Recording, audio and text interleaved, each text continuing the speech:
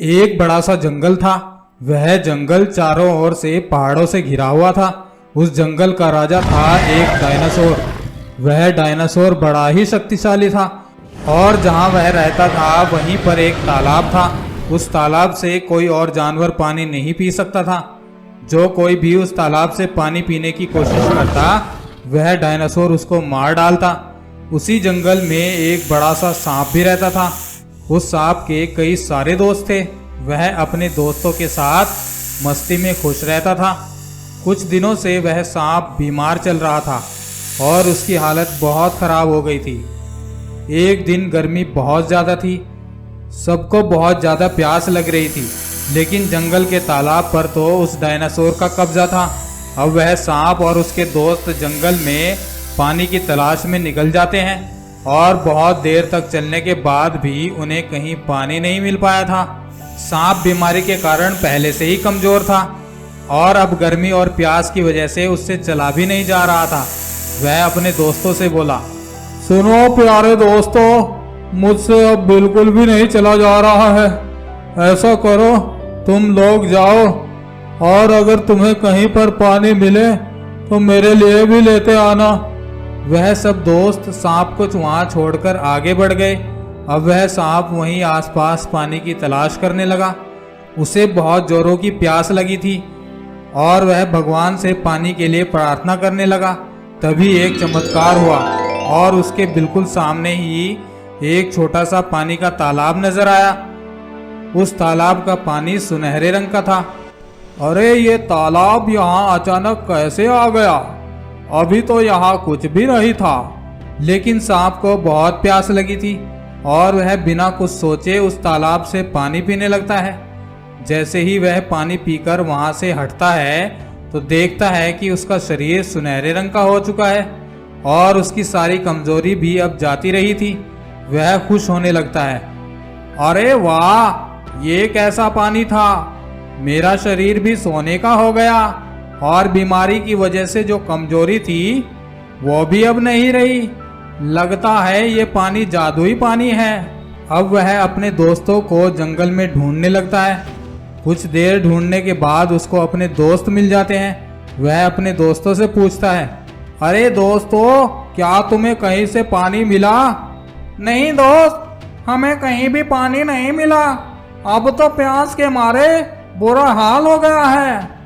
दोस्तों, मुझे एक जादुई तालाब मिला है जिसका पानी सुनहरे रंग का है और देखो, उस पानी को पीकर मेरा रंग भी सुनहरा हो गया है और अब मेरी सारी कमजोरी भी चली गई है।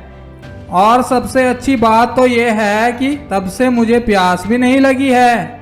उसकी सारी बातें वह डायनासोर और उसकी मंत्री लोमड़ी छुपकर सुन रहे थे। लोमड़ी डायनासोर से बोली, महाराज, ये क्या? आप इस जंगल के राजा हैं और आपके रहते कोई और ऐसी शक्तियों का मालिक बन बैठा है। महाराज, आपको सबसे पहले ये शक्तियां मिलनी चाहिए थी। कहीं ऐसा ना हो कि ये सारे जानवर सुनहरे रंग के बन जाए और आपको राजा के पद से हटा दें। जाइए और उस सांप से उस तालाब का पता पूछिए। अब डायनासोर उनके पास जाता है और सांप से बोलता है, अरे सांप, मुझे भी उस तालाब से पानी पीना है। सबसे पहले मुझे उसके बारे में बताओ। महाराज, आपके पास तो पहले से अपना तालाब है और आप उस तालाब से किसी और को पानी पीने नहीं देते हैं। अब आप हमसे उस तालाब को भी छीनना चाहते हैं। मुझसे बहस मत करो, मुझे ही सबसे पहले उस तालाब का पानी पीना है। नहीं महाराज, मेरे दोस्त बहुत प्यासे हैं, पहले वो सब पानी पिएंगे। तुम ऐसे नहीं मानोगे।